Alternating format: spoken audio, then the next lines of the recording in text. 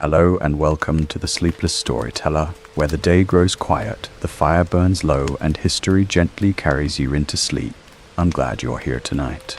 In this video, we'll be drifting back to one of the hardest chapters in modern American life, the Great Depression, a time of empty pockets, uncertain mornings, long bread lines, and ordinary families doing everything they could to make one meal, $1, and one small bit of hope last a little longer.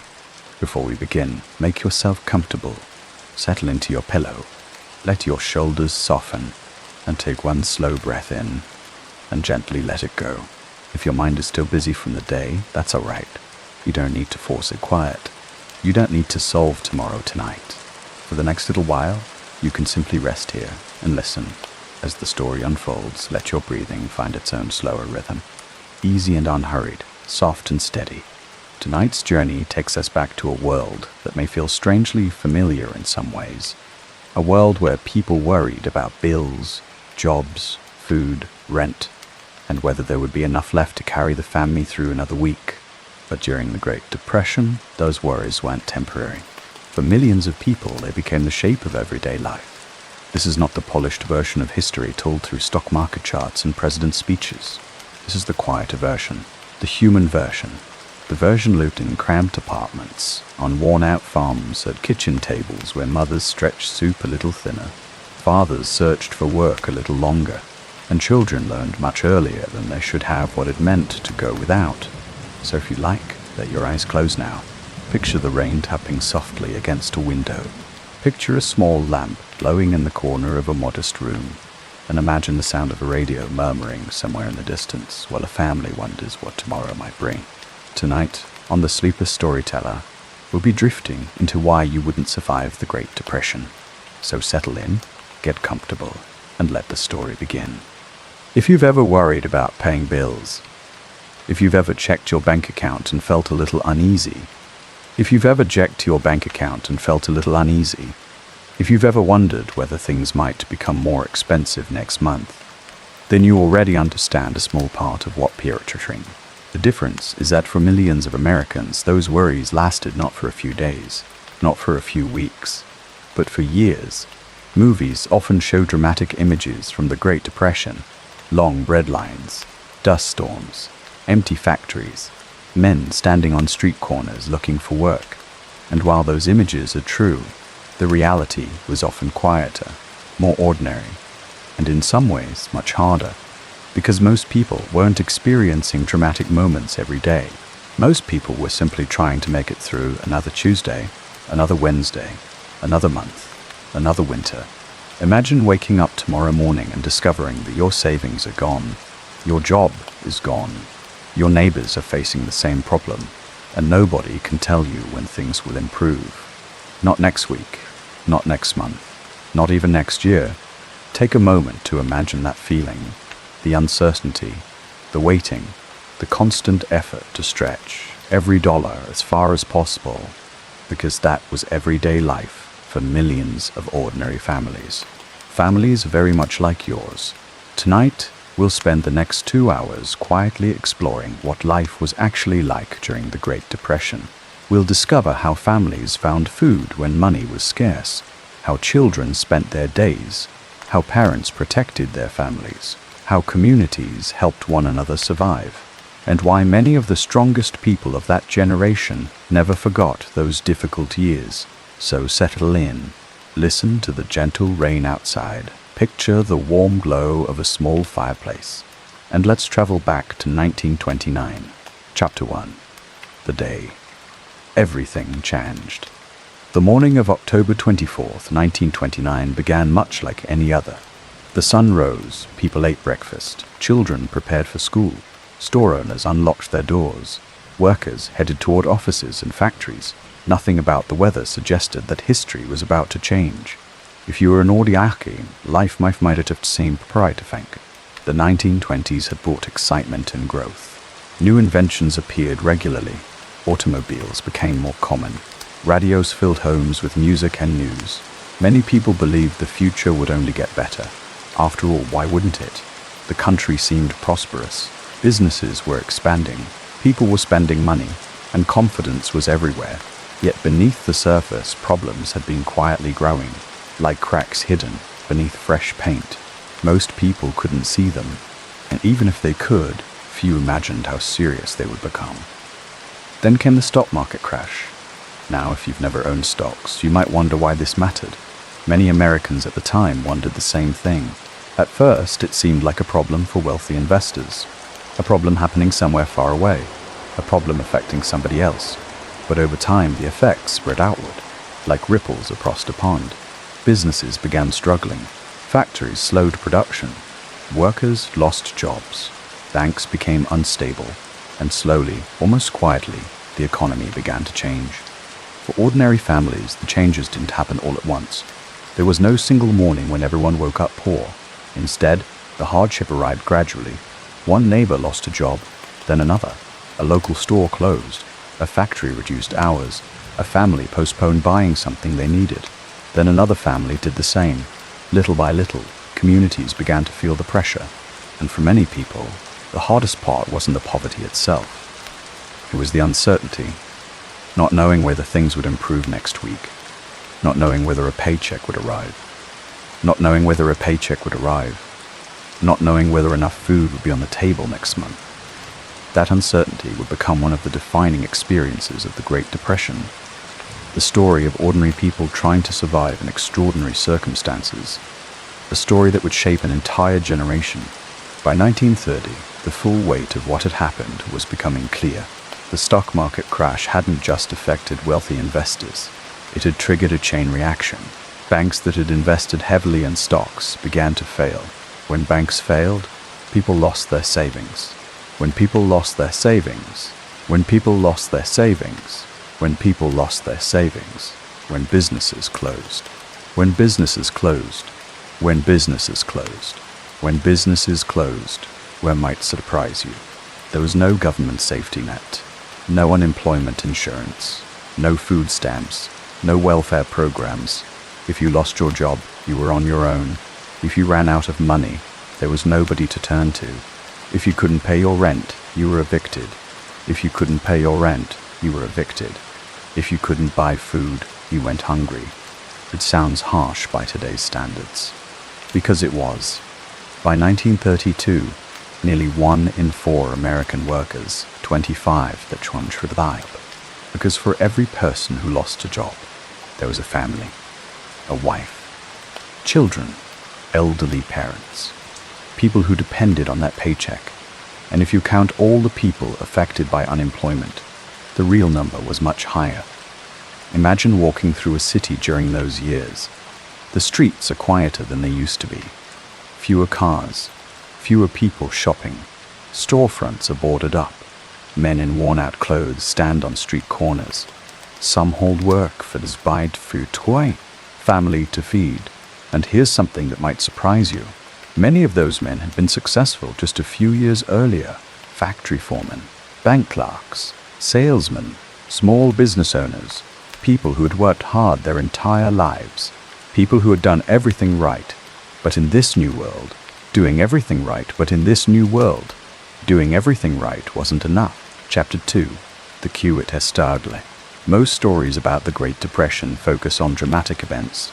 The stock market crash, the Dust Bowl, the bonus army march. But for most families, survival wasn't dramatic. It was quiet, daily, exhausting. Let me take you inside a typical home during those years.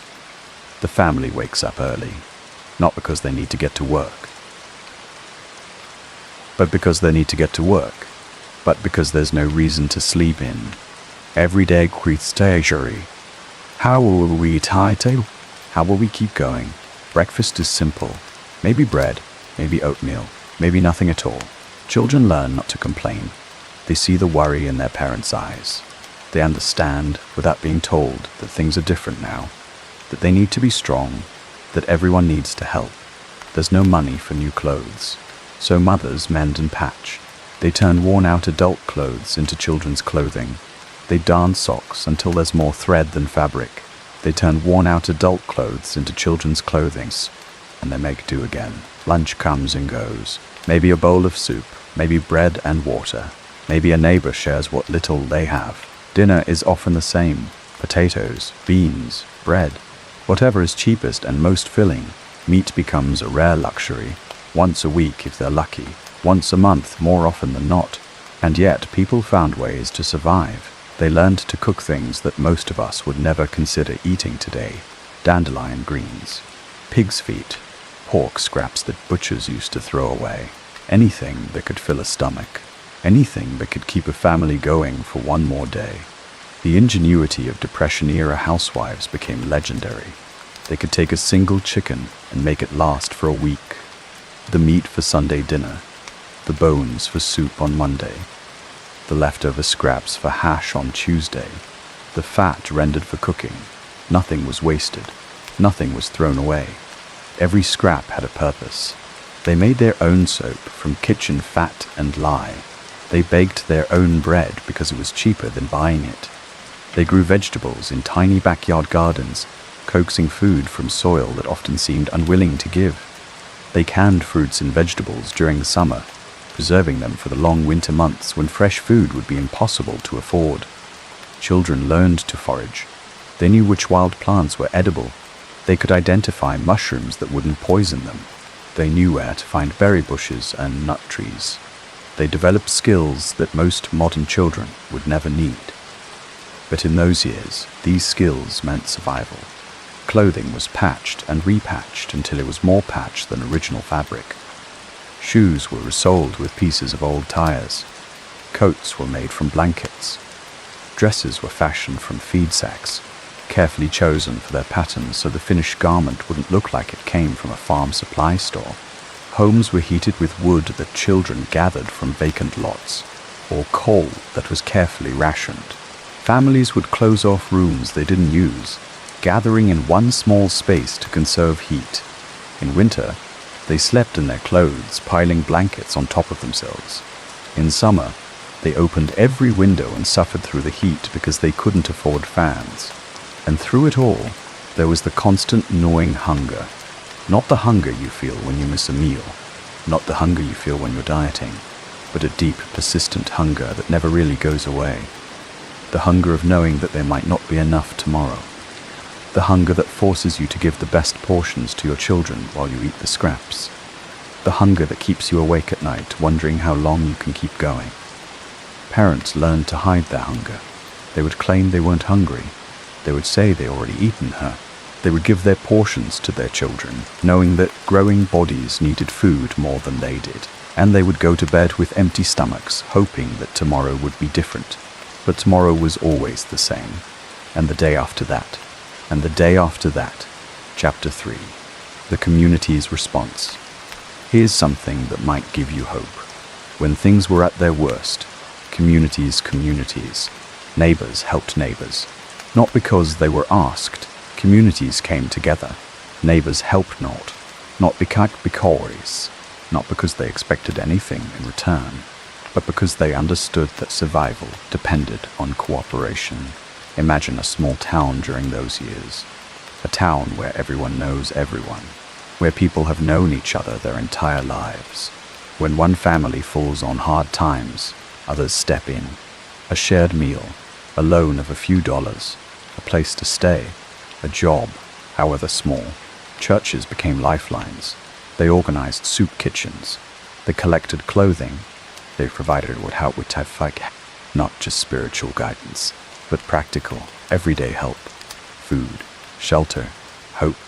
And there were stories of extraordinary generosity.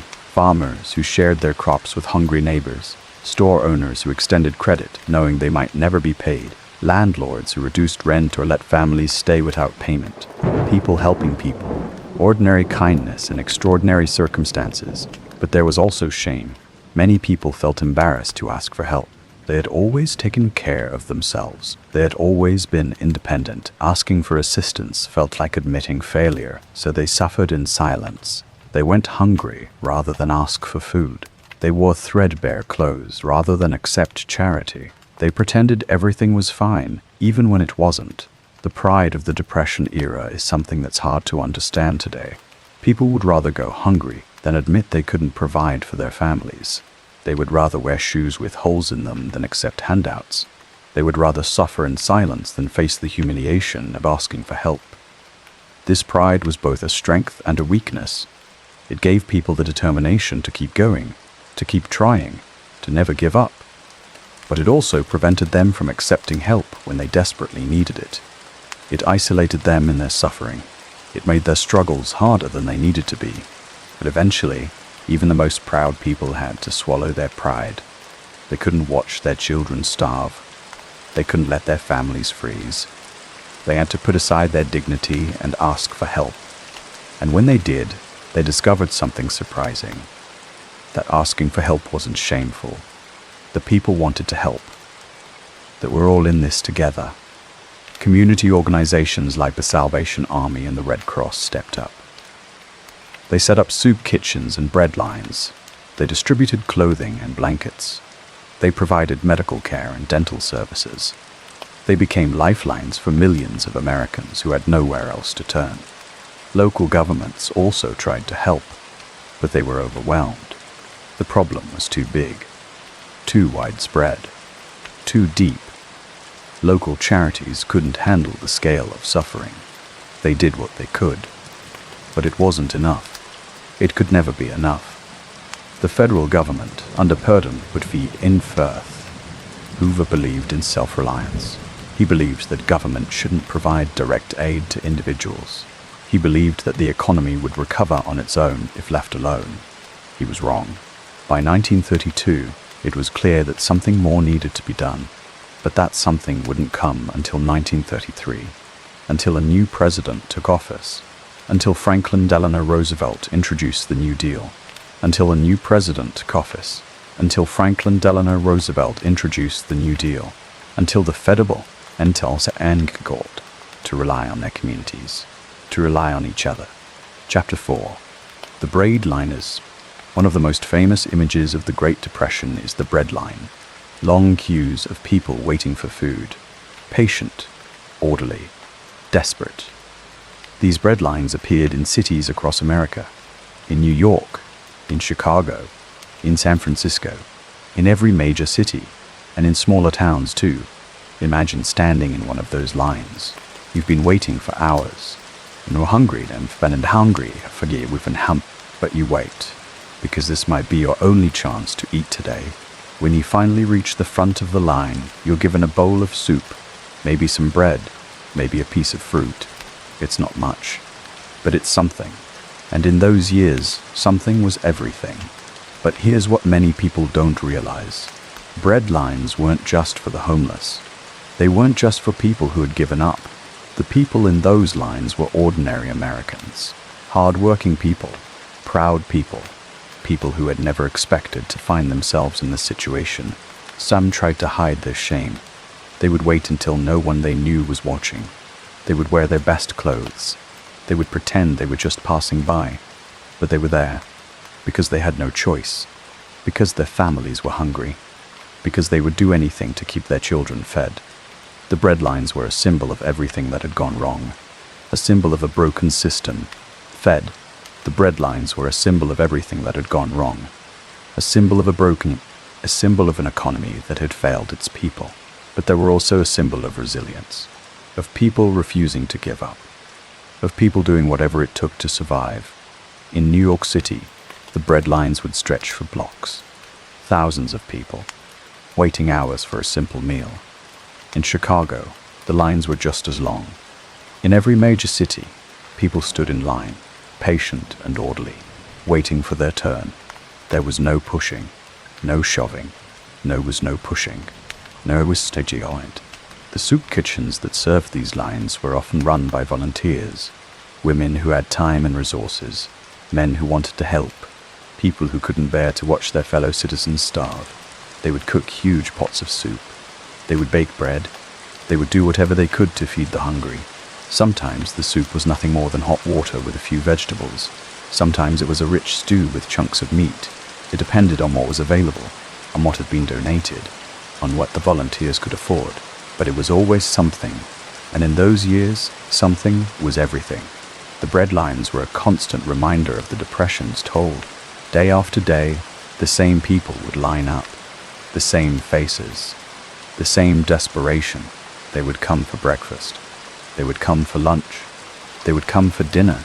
And they would come back the next day, and the day after that. But despite everything, people found ways to maintain their dignity.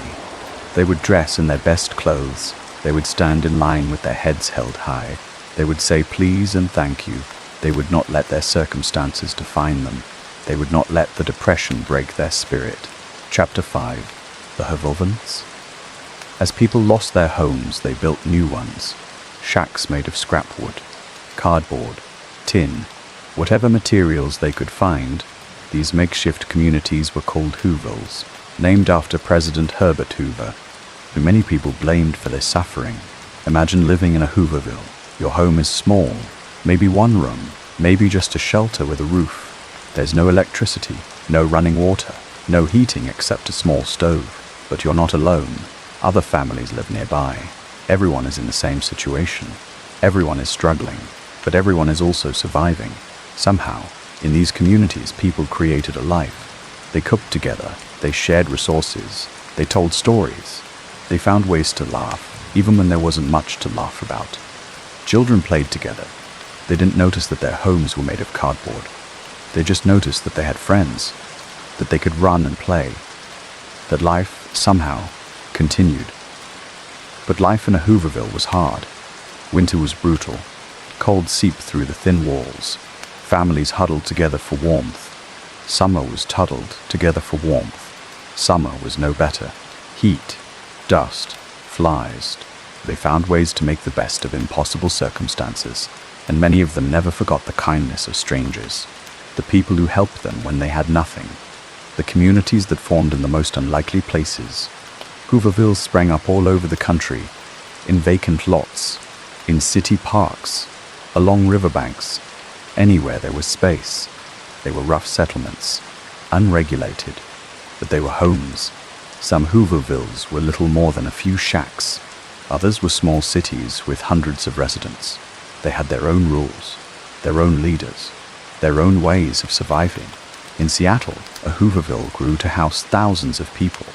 It had its own mayor, its own police force, its own court system. It was a community built from nothing by people who had lost everything.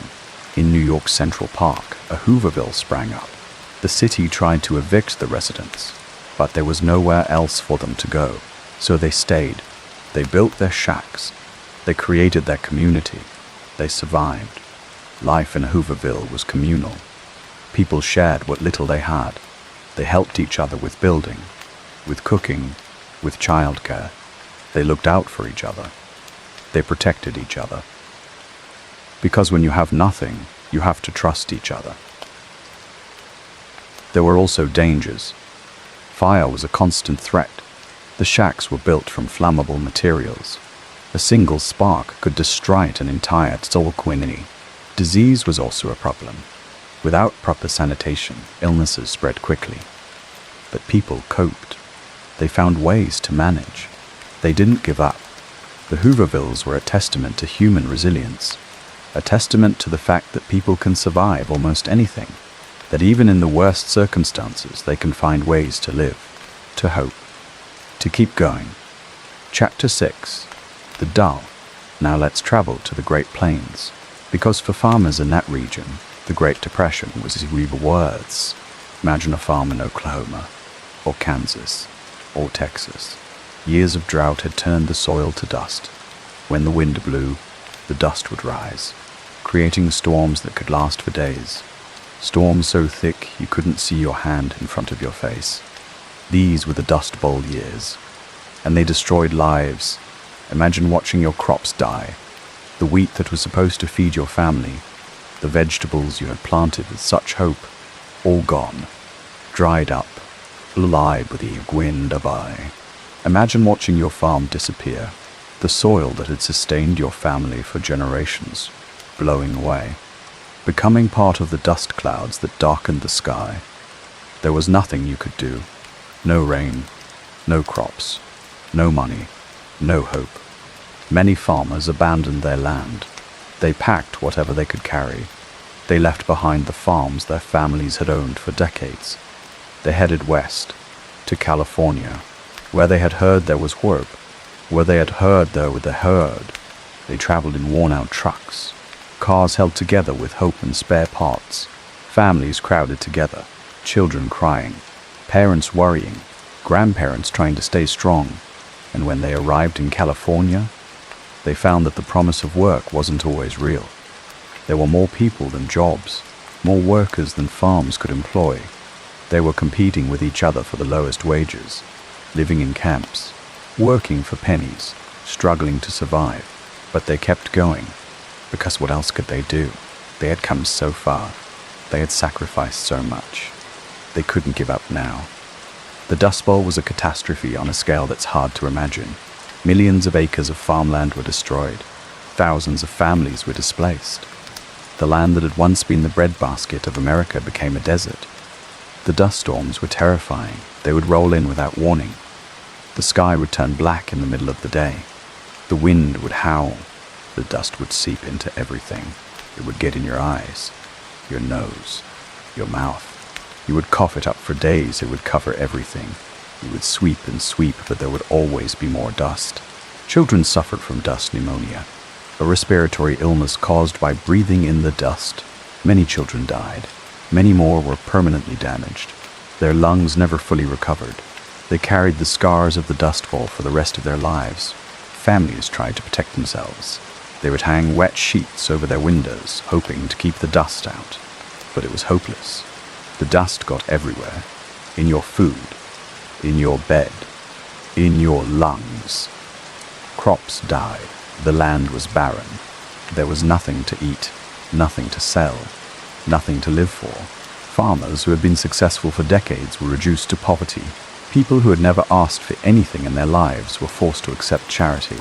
The Dust Bowl was the mildest, a plague of dust, a curse on the land. But unlike a biblical plague, there was no end in sight. The drought continued. The dust storms continued. The suffering continued. And then, when the dust finally settled and the rain finally returned, the land was changed. The topsoil was gone. The land that had supported generations of farmers was now barren. It would take years to recover. Some land never recovered. The Dust Bowl was a warning about what happens when you don't take care of the land, when you treat it as a resource to be exploited rather than a gift to be protected. It was a lesson learned at terrible cost. Chapter 7. Everyday Inventions. One of the most remarkable things about the Great Depression is how creative people became. When you have nothing, you learn to make something from nothing. You learn to improvise. You learn to adapt. Imagine trying to feed a family with almost no money. You have to be creative.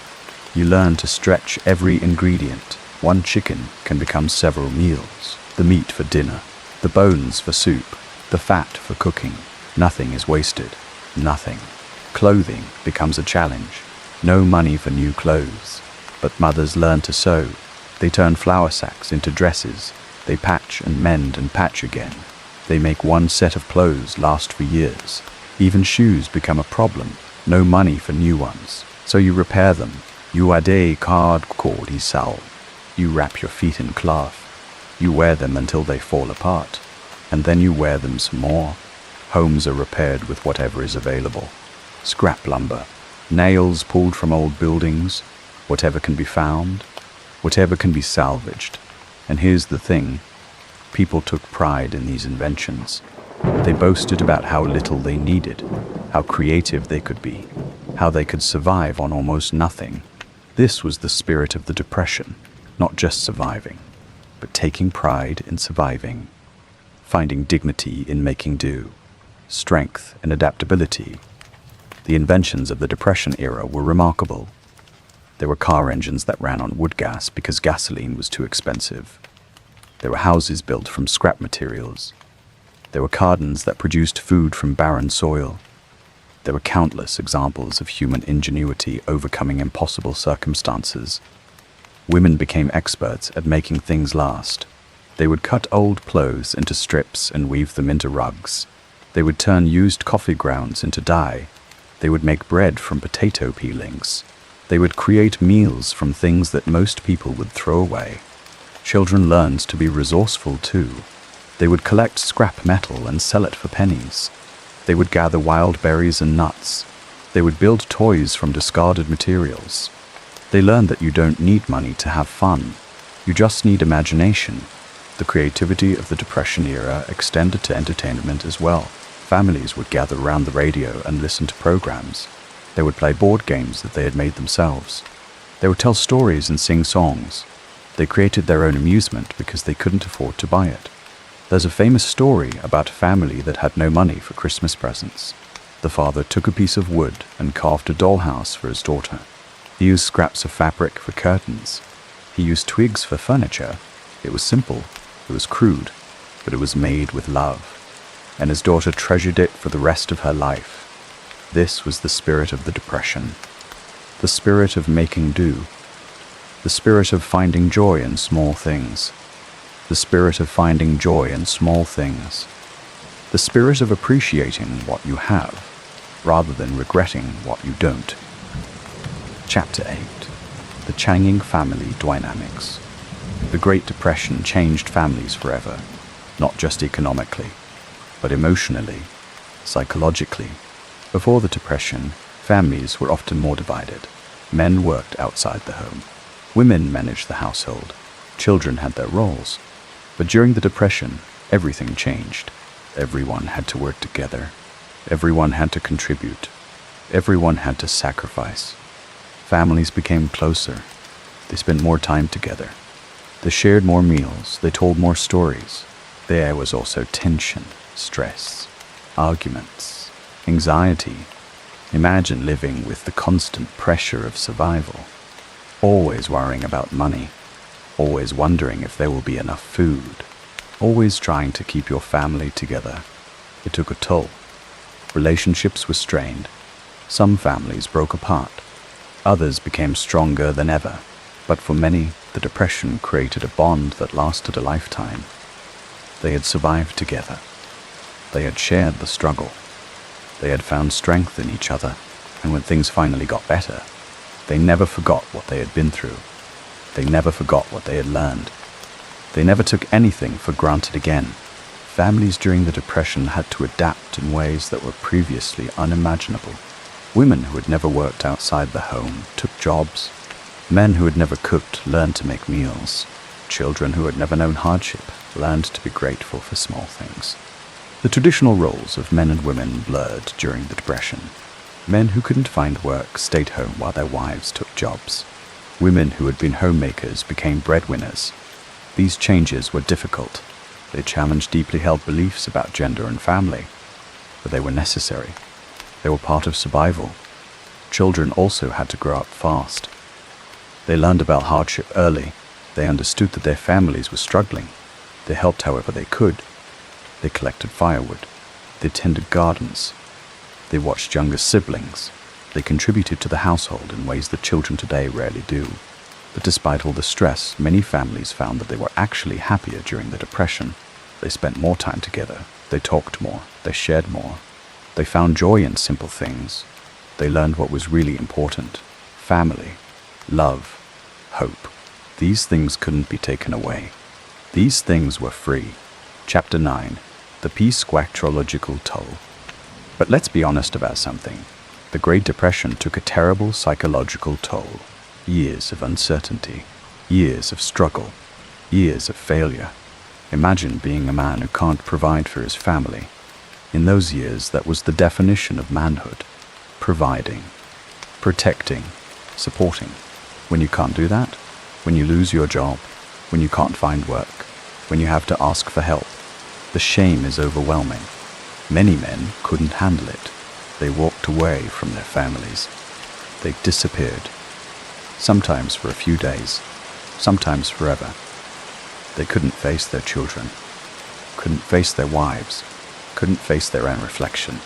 Others turned to alcohol, or gambling, or anything that would numb the pain, even for a little while. But many more didn't give up. They kept trying, day after day, week after week, month after month. They would walk miles looking for work. They would take any job, no matter how demeaning. They would work for food instead of wages. Anything to keep their families alive. And their wives? They were the hidden heroes of the Depression. They kept households running on almost nothing. They made meals from scraps. They sewed clothes from flour sacks. They somehow found the strength to keep their families together. They were the backbone of the Depression. The quiet strength, the determination, the love that held families together. The psychological effects of the Depression were profound. People who lived through those years were forever changed. They had seen the worst. They had survived the worst. They knew that things could always be worse. They knew that you can't take anything for granted. They knew that life is fragile. Many people developed what we would now call depression. They lost their will to live. They couldn't see any hope for the future. They felt trapped, helpless, broken. Suicide rates increased during the Depression. So did rates of mental illness. People who had been strong and capable suddenly found themselves unable to cope. The weight of their circumstances was too much to bear. But many people also found strength they didn't know they had. They discovered that they could survive almost anything. They developed a resilience that would serve them for the rest of their lives. They learned that you can't control what happens to you, but you can control how you respond. This resilience became part of the character of a generation. People who lived through the Depression were tough. They were resourceful. They were determined. They didn't give up easily. They knew how to survive. They had been forged in the fire of hardship. They were stronger for it.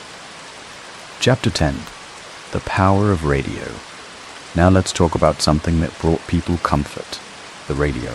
Imagine a family gathered around their radio. It's the only source of entertainment. The only connection to the outside world. The only way to forget, even for a few minutes, how hard life is. They listen to music. Songs that make them feel better. Songs that remind them of happier times.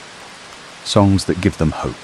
They listen to comedians, people who make them laugh, who remind them that joy is still possible, even in the darkest times.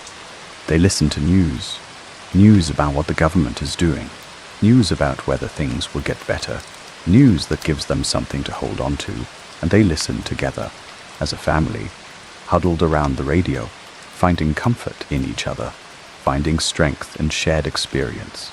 The radio was more than entertainment. It was community. It was hope. It was the reminder that they weren't alone. During the Depression, radio became the center of family life. Families would gather around the radio in the evening. They would listen to their favorite programs. They would laugh together. They would cry together. They would be transported to another world, if only for a little while. Radio programs were designed to be uplifting, to give people hope, to help them forget their troubles. Comedies were popular. So were variety shows. So were dramas that portrayed happy endings. People needed to believe that everything would work out in the end. The radio also provided a connection to the outside world. People could hear news from around the country. They could hear the president speak. They could hear the voices of people who understood their struggles. They could feel like they were part of something bigger than themselves. One of the most famous radio personalities of the Depression was Franklin Delano Roosevelt. His fireside chats were broadcast on the radio. He spoke directly to the American people. He explained what the government was doing. He gave them hope. He made them feel like he understood their struggles. He made them feel like they weren't alone. The radio was a lifeline during the Depression. It provided entertainment. It provided information. It provided hope. It was a reminder that even in the darkest times, there's still light. There's still joy. There's still community. Chapter 11. The Children of the Depression. Now, let's talk about the children, because the Great Depression affected them in ways that would shape an entire generation. Imagine being a child during those years. You watch your parents worry. You see them struggle. You understand, even if you don't fully comprehend, that something is wrong. But children are resilient. They find ways to be happy, even in difficult times. There were no video games, no television, no smartphones. Instead, children played outside. They invented games. They explored the neighborhood. They found joy in simple things. A game of tag, a piece of candy, a story told by a grandparent. But they also learned responsibility early. Children as young as 6 or 7 would help their families, running errands, caring for younger siblings, collecting firewood, finding things that could be sold or traded, anything to help, anything to contribute. School was a mixed experience. Some children were lucky enough to attend, but many couldn't. They were needed at home, or their families couldn't afford supplies, or they had to work. Even children needed to contribute to the family's survival. And here's something that might surprise you. Many children remember the Great Depression not as a time of misery, but as a time of closeness. Families spent more time together. They shared meals. They told stories. They found comfort in each other. The hardships were real. The hunger was real. The fear was real. But so was the love, the connection, the determination to survive together. Children of the Depression developed a unique set of skills. They learned to entertain themselves. They learned to be resourceful. They learned to be responsible. They learned to be grateful for what they had. They learned that you don't need money to be happy. They also developed a strong work ethic. They understood that you have to work for what you want, that nothing comes for free, that you have to contribute to your family and your community. These lessons stayed with them for the rest of their lives. But childhood during the Depression was also marked by anxiety. Children worried about their parents. They worried about whether there would be enough food. They worried about whether they would have a home. They carried burdens that children shouldn't have to carry. Despite everything, children found ways to be happy. They played games in the streets. They explored abandoned buildings. They created imaginary worlds. They found friends who understood what they were going through. They built a childhood that was rich in experience, if not in material things. The resilience of Depression-era children is remarkable. They grew up to be strong adults. Adults who could handle anything. Adults who knew how to survive. Adults who valued what was important in life. Chapter 12. The Strong Woman. Let me tell you about the women of the Great Depression, because they deserve a chapter of their own. Imagine being a mother during those years. Your husband has lost his job. There's no money for food, for clothing, for anything. You have to stretch everything. One meal has to feed everyone. One dress has to last for years. One bit of hope has to carry you through the day. Women became experts at making do. They learned how to cook with almost nothing, how to clean with homemade soap, how to manage a household on a shoestring budget. They also worked in factories, in laundries, in homes, anywhere they could earn a little money. They worked long hours, for little pay, in difficult conditions, but they did it because their families needed them, because they were strong, because they refused to give up. Women also held their families together emotionally when husbands were broken, when children were frightened, when everything seemed hopeless. They found the strength to keep going, to keep believing, to keep hoping.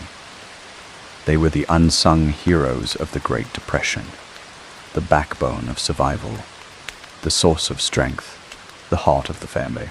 Women during the Depression faced incredible challenges. They had to manage households with almost no money. They had to feed their families with almost nothing.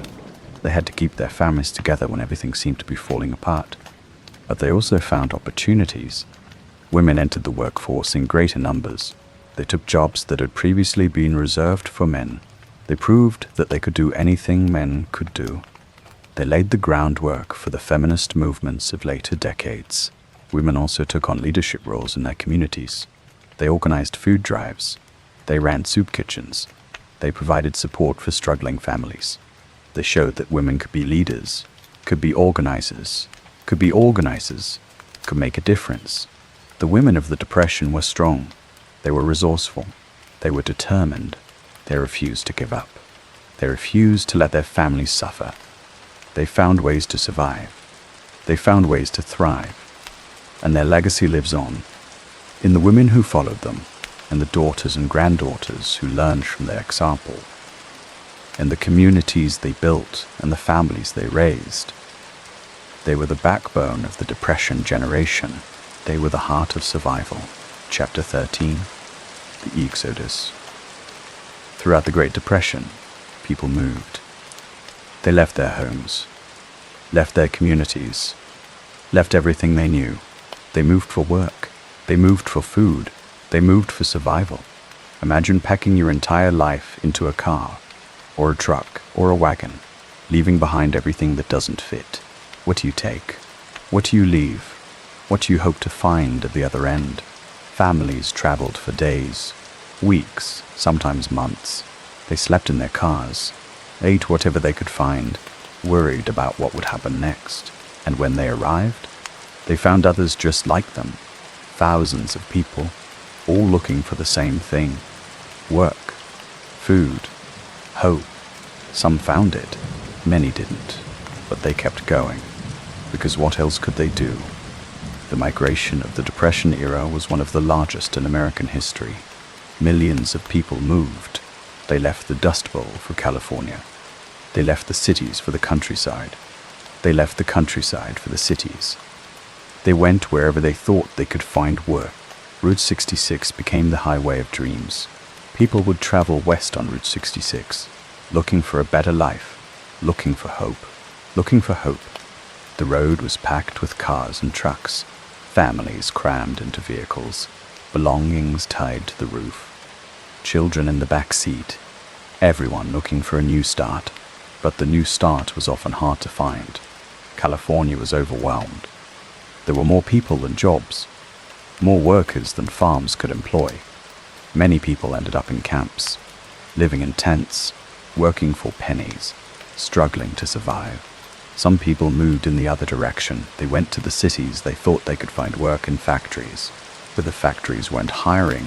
The cities were already overcrowded. There were no jobs. There was no hope. Others moved to the countryside.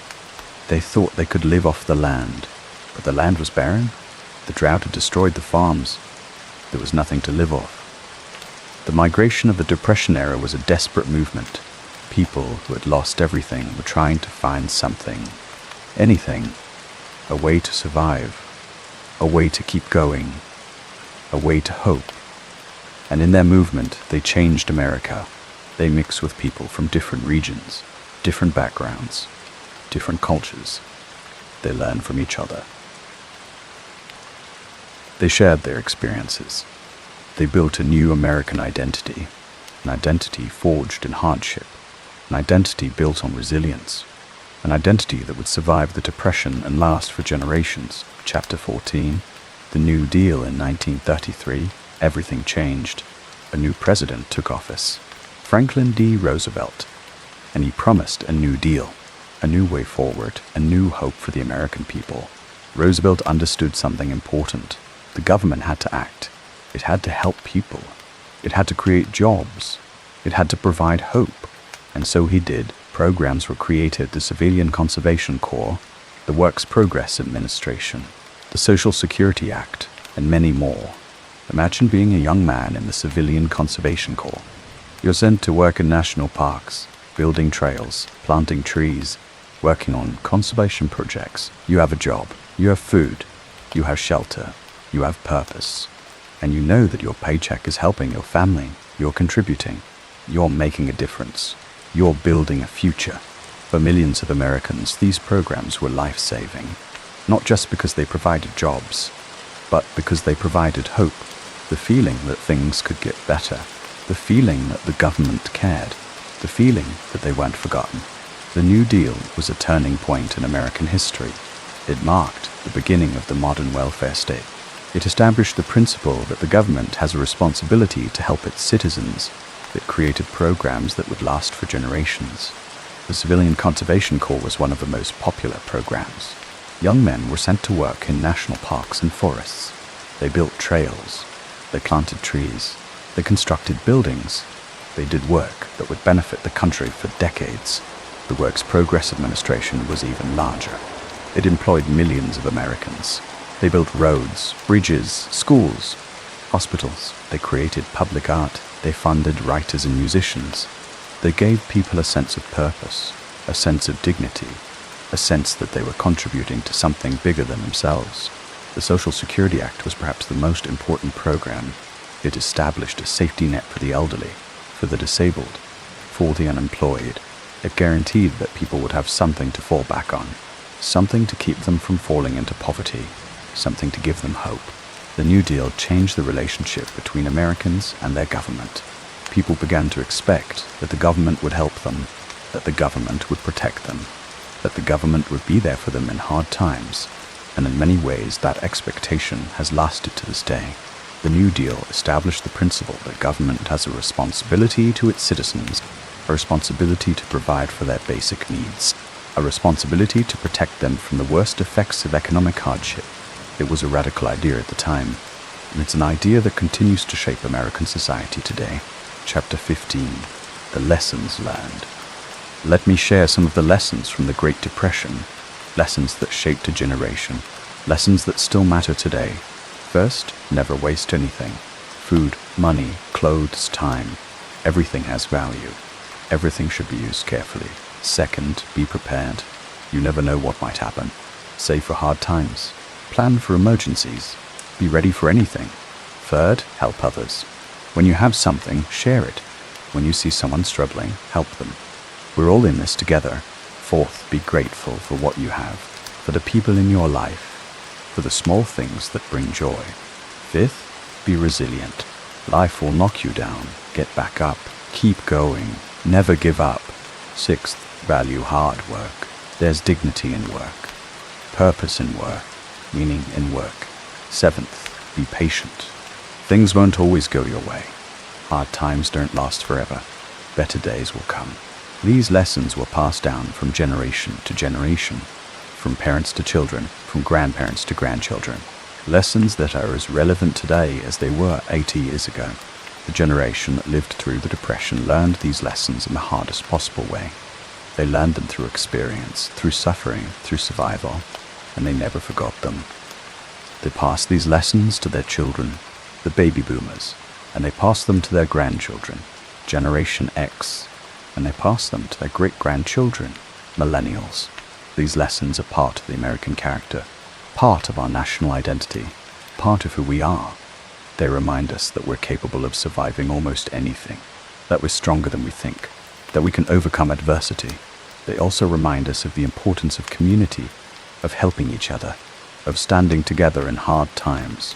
These are lessons that we need to remember today, lessons that are just as relevant now as they were during the Depression. Chapter 16. The end of the Depression slowly, almost imperceptibly. Things began to change. The economy began to recover. Jobs began to appear. Hope began to return. For some families, it started with a single paycheck, a small job, a bit of income, a chance to rebuild. For others, it was more gradual. A few dollars here, a few meals there, a little bit of progress. But eventually, things did get better. The country recovered. People found work. Families were reunited. Hope was restored. And then, in 1941, something else happened. America entered World War II. Suddenly there were jobs. Factories needed workers. The military needed soldiers. The economy needed to produce. Millions of Americans found employment. Men in uniform. Women in factories. Everyone contributing. The Great Depression was over, but it had changed everything. People who lived through it were different. They were more careful with money, more cautious with hope, more grateful for what they had. They learned something important, that you can survive almost anything, that you can find strength in the darkest times, that you can rebuild your life from nothing. The end of the Depression was a relief, but it was also a moment of reflection. People looked back on what they had been through. They remembered the struggles, the sacrifices, the survival. They also looked forward to a brighter future, to a world where such suffering would never happen again, to a country that would be stronger and more resilient. The lessons of the Depression would shape the post-war world. They would influence government policy. They would influence business practices. They would influence the way people lived their lives. The Depression generation was tough. They had been through hell, and they had come out the other side. They were determined to build a better world, a world where no one would have to suffer as they had suffered, and in many ways they succeeded. The post-war era was a time of prosperity, a time of growth, a time of hope. The Depression generation built a world that their children and grandchildren could enjoy. Chapter 17. Why you wouldn't survive now? Here's the question that started this journey. Would you survive the Great Depression? Before you answer, let me tell you what it would take. First, you'd need to be resilient. You'd need to handle disappointment, handle failure, handle loss. Second, you'd need to be resourceful. You'd need to make do with almost nothing. You'd need to be creative. You'd need to find solutions where none seem to exist. Third, you'd need to be patient. Hard times wouldn't last a few days, or a few weeks, or a few months. They would last for years. Fourth, you'd need to be strong, not just physically, but emotionally, psychologically. Fifth, you'd need to be humble. You'd need to accept help, to ask for help, to admit that you can't do it alone. Six, you'd need to be grateful for small things, for simple things, for the people who help you. Seventh, you'd need to be hopeful. You'd need to believe that things will get better, even when there's no evidence, even when everything seems hopeless. Eighth, you'd need to be determined, to keep trying, to keep going, to never give up. Ninth, you'd need to be kind, to help others, to share what you have, to be part of a community. 10th, you'd need to be willing to change, to adapt, to learn, to grow. Could you do it? Could you survive? Most of us like to think we could, that we would be strong, that we would find a way. But the truth is, we don't really know, because we haven't been tested. We haven't been pushed to our limits. We haven't faced the challenges they faced. And that's okay, because the point isn't to judge ourselves. The point is to learn, to understand, to appreciate. The people of the Great Depression were ordinary people, just like us. They weren't heroes. They weren't superhuman. They were just people, trying to survive, trying to keep their families alive, trying to find hope in hopeless times. And that's what makes their story so powerful. Not that they were extraordinary, but that they were ordinary and they did extraordinary things. The question isn't really whether you would survive. The question is what you can learn from their example, how you can apply their lessons to your own life, how you can find your own strength when times get hard, because they will get hard at some point. For everyone, life is unpredictable, life is uncertain, life is full of challenges. But you can survive, you can overcome, you can find hope, just like they did. Chapter 18. The Legacy. The Great Depression ended more than 80 years ago, but its legacy lives on, in the stories passed down from generation to generation, in the lessons learned and shared, in the values that still shape our society. The people who lived through the Depression are mostly gone now, but they left something behind. A way of thinking, a way of living, a way of surviving. They taught us that hard times don't last, that community matters, that kindness is everything, that hope is always possible. They showed us that we can survive almost anything, that we are stronger than we think, that we are capable of more than we imagine.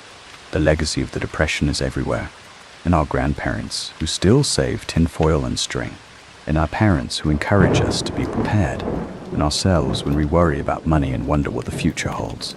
The Depression generation taught us the value of frugality, the importance of saving, the wisdom of being prepared.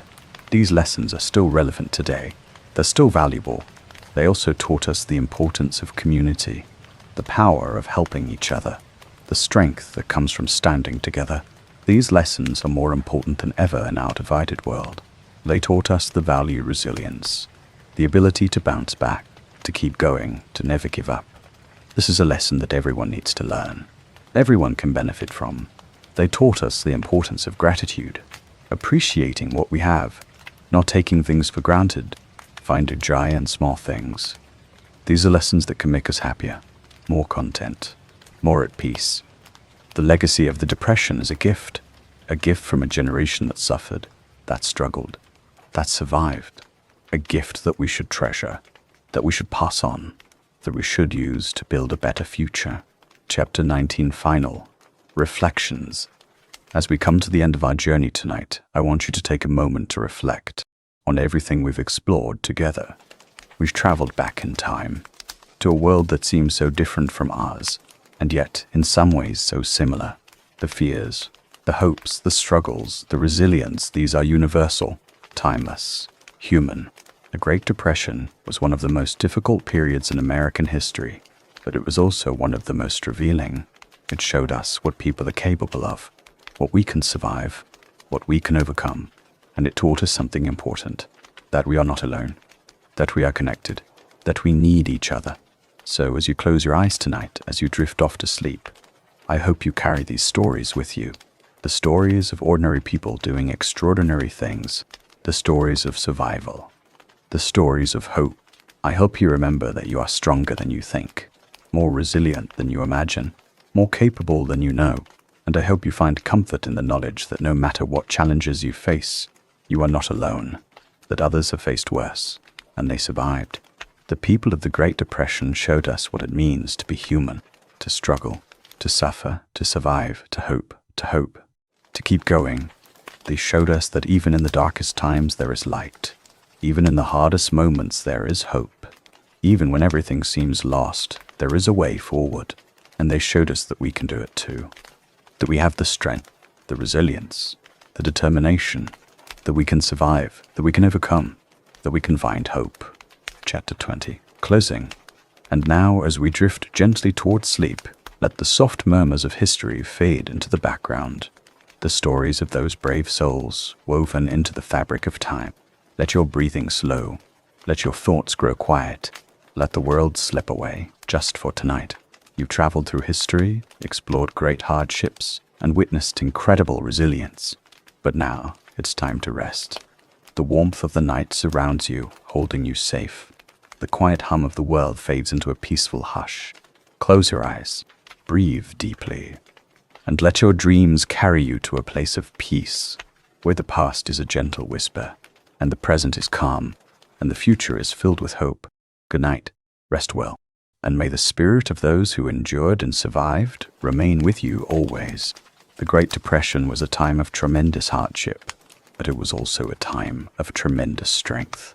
The people who lived through it showed us what it means to be human, to struggle, to survive, to hope, to love. They faced challenges that most of us can't imagine. They endured suffering that most of us will never know. They found ways to survive that most of us would never think of. And in doing so, they left us a legacy of resilience, a legacy of community, a legacy of hope. It's a legacy that we should cherish, that we should honor, that we should pass on to future generations, because the lessons of the Great Depression are timeless. They're as relevant today as they were 80 years ago. They'll be as relevant 100 years from now as they are today. The Great Depression taught us that we can survive almost anything, that we are stronger than we think, that we are capable of more than we imagine. It taught us that community matters, that we need each other, that we're all in this together. It taught us that hope is always possible, that even in the darkest times there is light, that even in the hardest moments there is a way forward. These are lessons that we should never forget, lessons that we should carry with us always.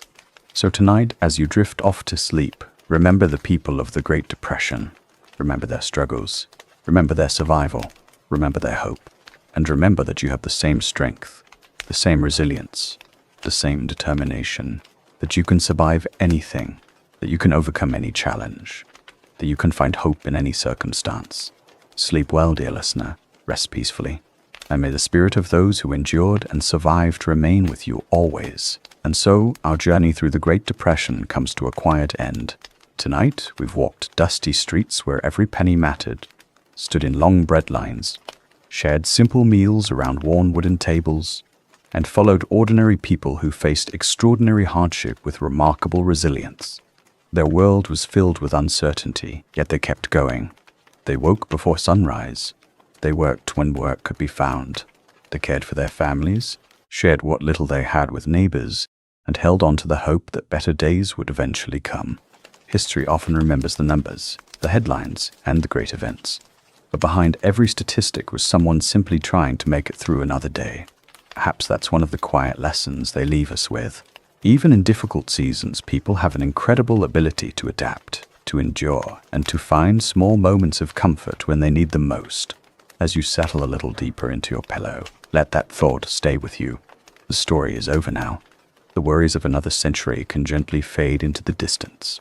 And if your own thoughts have been busy tonight, you don't need to carry them any farther.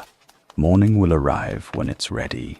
For now, there is only this quiet moment, the gentle rhythm of your breathing, the warmth around you, and the peaceful feeling of simply resting.